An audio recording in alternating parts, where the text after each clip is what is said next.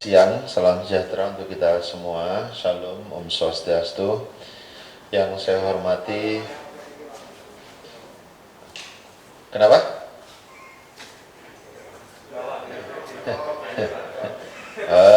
Kamu aja. Baik, yang saya hormati para anggota KPU Republik Indonesia, Pak Dewa dan Pak Pram. Yang saya hormati Ketua KPU Provinsi Papua, Pak Theo. Teman-teman media yang sumringah karena siang ini ada berita penting gitu ya.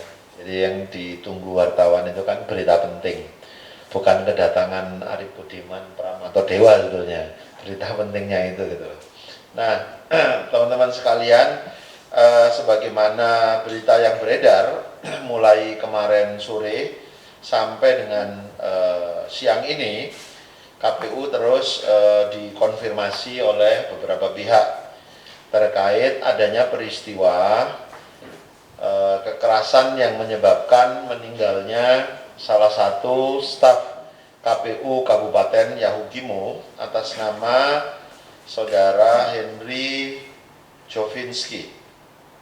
Nah, teman-teman sekalian, pertama kami mengabarkan atau menyampaikan bahwa berita tersebut telah kami lakukan konfirmasi kepada beberapa pihak, ya, baik KPU Kabupaten Yahukimo, KPU Provinsi, maupun dengan aparat keamanan setempat, dalam hal ini pihak kepolisian. Ya. Kami sudah konfirmasi dan telah dibenarkan adanya peristiwa tersebut. KPU mungkin teman-teman kalau peristiwa detailnya pihak kepolisian saya pikir nanti bisa dikonfirmasi gitu ya, karena mereka melakukan penyelidikan, kemudian melakukan olah TKP. Nah, jadi saya pikir mereka akan punya data atau informasi lebih detail. Kami hanya sampaikan bahwa benar bahwa yang bersangkutan Saudara Henry adalah pegawai negeri sipil di Sekretariat Jenderal KPU Republik Indonesia yang bertugas di KPU Kabupaten Yahukimo. Pada siang kemarin, siang ya Pak Theo ya. Pak Theo ini Ketua KPU Provinsi Papua yang kebetulan sedang berada di Jakarta. Ada beberapa tugas dan saya minta dia tetap di sini bersama kami untuk menjadi kontak person antara KPU RI dengan KPU Kabupaten Yahukimo. Nanti mungkin detail situasi Yahukimo itu seperti apa, mungkin Pak Theo nanti bisa membantu memberikan informasi. Nah, atas kejadian tersebut, kekerasan yang mengakibatkan meninggal dunia salah satu staf penyelenggara pemilu di Kabupaten Yahukimo, kami telah melakukan proses tindak lanjut sebagaimana yang harus dilakukan oleh KPU RI. Memproses dengan bersama-sama dengan pihak kepolisian membawa jenazah ke rumah sakit, kemudian bersama dengan pihak rumah sakit telah melakukan proses penyucian gitu ya, pensucian gitu, disucikan maksudnya gitu, kemudian disolatkan di masjid di rumah sakit tersebut ya. Nanti rumah sakitnya silakan dijelaskan ya, rumah sakit mana. Setelah seluruh proses selesai, jenazah almarhum Henry, Saudara Henry, juga sudah diterbangkan dari Yahukimo menuju Sentani, Bandara Sentani tadi pagi. Kemudian dari Bandara Sentani juga saat ini sedang dalam penerbangan menuju Bandara Cengkareng, Jakarta. KPU RI telah menugaskan staf KPU Kabupaten Yahukimo, KPU Provinsi Papua, dan staf dari KPU Republik Indonesia dari kantor pusat untuk standby di Jakarta. Hari ini pihak keluarga dan pihak KPU Provinsi dan Kabupaten Yahukimo terbang lebih dulu, sebagian dari mereka sudah terbang lebih dulu, akan tiba di Bandara Cengkareng kurang lebih pukul 1:30. Kami juga sudah menyiapkan penjemputan Kemudian nanti malam jenazah diperkirakan tiba di Bandara Cengkareng pada pukul 19.20 melalui penerbangan GA, nanti dijelaskan ya, penerbangan Garuda. Mungkin nomor penerbangannya nanti perlu dijelaskan. Jadi teman-teman kalau ada yang mau mencari informasi dan meliput di bandara, silahkan gitu ya. Kemudian dari bandara tiba pukul 19, diperkirakan 19.20 tiba. KPU sudah membentuk tim beserta beberapa staf untuk ikut mengantarkan jenazah sampai ke tujuan akhir. Tujuan akhir akan dibawa ke Godean, Yogyakarta ya. Nanti kita akan konfirmasi juga tempat pastinya ya, di Yogyakarta atau di Kabupaten Sleman. Nanti ya, tepatnya di Godean, Kabupaten Sleman ya. Nanti akan dibawa ke sana, diperkirakan pukul 4 atau paling lambat pukul 5 pagi sudah bisa tiba di sana. Dan sementara ini direncanakan pukul 9 pagi akan dimakamkan. Kami terus berkoordinasi dengan pihak keluarga almarhum terkait dengan lokasi, waktu untuk pemakamannya. Kami juga sudah meminta KPU Provinsi DIY, KPU Provinsi Jawa Tengah, karena sebagian keluarga ada di Purwakarta, ya, Banyumas, ya, ada di Banyumas. Kemungkinan KPU Provinsi Jawa Tengah juga sudah menghubungi pihak keluarga di sana. Kemudian KPU Provinsi DIY mempersiapkan prosesi pemakaman jenazahnya. Juga KPU Kabupaten setempat, KPU Kabupaten Sleman, kami sudah minta mereka menyiapkan ini. Kami tentu turut berbelasungkawa, berduka cita atas peristiwa ini. Saya insya Allah kalau tidak ada halangan, sore ini juga akan langsung berangkat ke Jogja ya. Karena penerbangan terbatas, sudah tidak ada lagi, kemungkinan saya juga akan berangkat melalui jalur darat. Berangkat ke sana, insya Allah kalau tidak ada halangan, saya akan menghadiri prosesi pemakaman almarhum. Ini sebagai bagian dari tanggung jawab moral kami terhadap almarhum.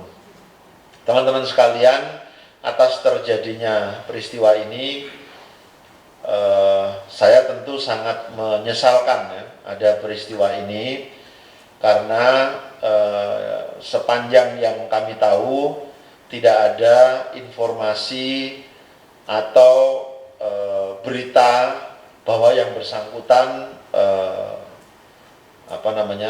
melakukan sesuatu yang bermasalah gitu ya. Jadi kami tentu sangat menyesalkan adanya peristiwa ini. Kami berkoordinasi dengan pihak aparat keamanan dan tentu berharap kejadian ini diproses secepatnya sesuai dengan ketentuan hukum yang berlaku dan pelakunya agar diberi hukuman yang setimpal dengan perbuatan yang dia lakukan ya.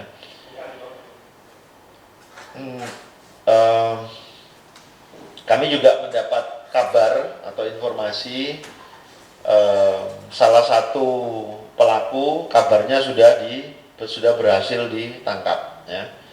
Tetapi untuk perkembangan informasi yang satu ini terkait berhasil ditangkapnya salah satu pelaku, itu mohon bisa langsung dikonfirmasi ke aparat keamanan ya, bisa ke Polda Papua maupun ke Polres Yahukimo. Nah, kepada penyelenggara pemilu se-Indonesia, saya ingin sampaikan bahwa peristiwa semacam ini menjadi pelajaran berharga bagi kita, agar kita dalam menjalankan tugas-tugas kita sangat berhati-hati ya, memperhatikan juga situasi sekitar. Kita tetap harus menjalankan tugas-tugas kita dengan baik, Kemudian kepada aparat keamanan, kami tentu berharap ada dukungan yang maksimal untuk menjaga, mengamankan bukan hanya proses dan tahapan penyelenggaraan pemilihan kepala daerah, tapi juga menjaga, mengamankan penyelenggara pemilunya. Jadi bukan hanya mengamankan kantor, tapi juga para penyelenggara pemilunya. Mudah-mudahan kejadian semacam ini tidak terulang lagi, tidak terjadi lagi. Aparat keamanan bisa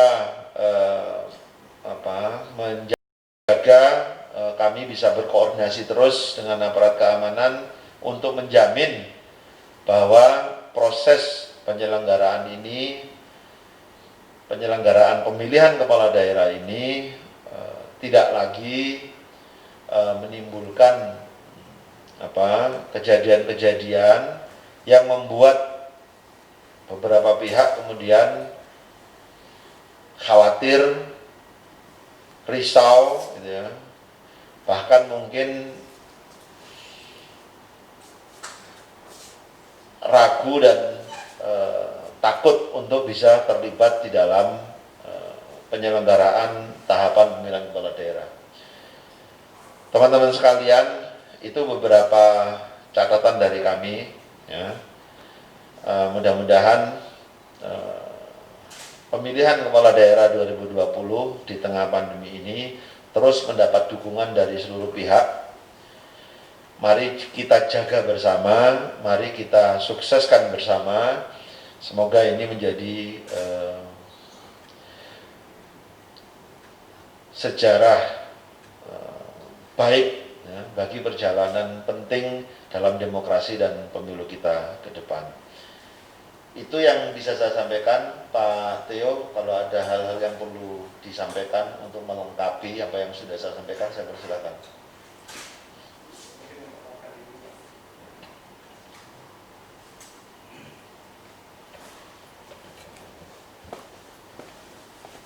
Assalamualaikum warahmatullahi wabarakatuh. Salam sejahtera buat kita semua. Saya Theodorus Kesai, Ketua KPU Provinsi Papua, yang mana kemarin dalam perjalanan ke KPU RI untuk mengkonsultasi beberapa hal terkait dengan tahapan pemilu 11 KPU Kabupaten di Provinsi Papua. Dalam perjalanan ini kami telah mendengar pada pukul 3 waktu Jakarta, di Papua pukul 5 ya. Kami baru dengar informasi bahwa ada staf KPU Jahukimo mengalami kekerasan, dan kami sedikit menambahkan kronologisnya bahwa Saudara Kenan Mohi adalah staf KPU Jahukimo, sedangkan Saudara Henry Kopinski juga staf KPU Jahukimo. Keduanya ini dari kantor sedang menuju ke rumahnya Saudara Kenan Mohi. Kenan Mohi adalah orang asli Yahukimo. Keluarganya sakit, tujuan dari kantor ke rumah mengantarkan obat. Dalam perjalanan pulang dari rumah kembali ke kantor, dan antara rumah dan kantor itu ada jembatan kali deras, dan tiba-tiba di dekat jembatan itu dihadang oleh satu orang yang tidak dikenal. Dan apa yang saya sampaikan ini juga sudah terkonfirmasi dan sudah disampaikan juga oleh Kapolda Provinsi Papua, Pak Paulus Waterpauw. Dan pertama begitu bertemu dengan dua saudara ini, ditanya, kamu orang mana? Kemudian yang belakang ini orang mana? Mana KTP-nya? Lalu ditanya, saya orang Indonesia. Kemudian dibacalah langsung, tusuk di belakang, kemudian korban jatuh pingsan. Setelah itu muncul satu pelaku yang tidak dikenal juga, kemudian dibacok juga di situ. Saudara Kenon Mohi ingin menolong korban dengan menyatakan tolong sebanyak 3 kali menurut informasi, dan ternyata tidak ada orang yang lewat di situ. Tidak didengarkan karena tempat kejadian itu dekat dengan kali yang dialiri air. Suara bunyi air menyebabkan tidak didengarkan oleh penduduk di sekitar situ. Nah, kemudian saudara Kenan Mohi juga diancam untuk dibunuh. Kemudian melarikan diri ke rumah dan beritahu istrinya melapor ke pihak kepolisian Yahukimo. Dan korbannya ditolong oleh polisi setelah dilapor oleh istrinya, dan saudara Kenon Mohi menjadi saksi dan memberikan keterangan kepada pihak kepolisian. Itu yang dapat saya tambahkan kronologisnya. Terkait dengan keberangkatan jenazah, itu menggunakan kargo Garuda Indonesia GA 6545. Saat ini dalam perjalanan, tiba jam 17.20 di Cengkareng, Jakarta. Baik, makasih Pak Tio. Saya persilakan Pak Pram, ada yang perlu ditambahkan? Cukup. Pak Dewa, cukup ya. Mas Surya, cukup ya. Baik teman-teman, mungkin itu yang bisa saya sampaikan, dan saya pikir konvers terkait hal ini kan tidak perlu ada yang harus didiskusikan, gitu ya. Kalau ada yang mau ditanyakan bisa lewat doorstop saja langsung, baik ke Pak Tio maupun ke saya. Terima kasih. Assalamualaikum warahmatullahi wabarakatuh.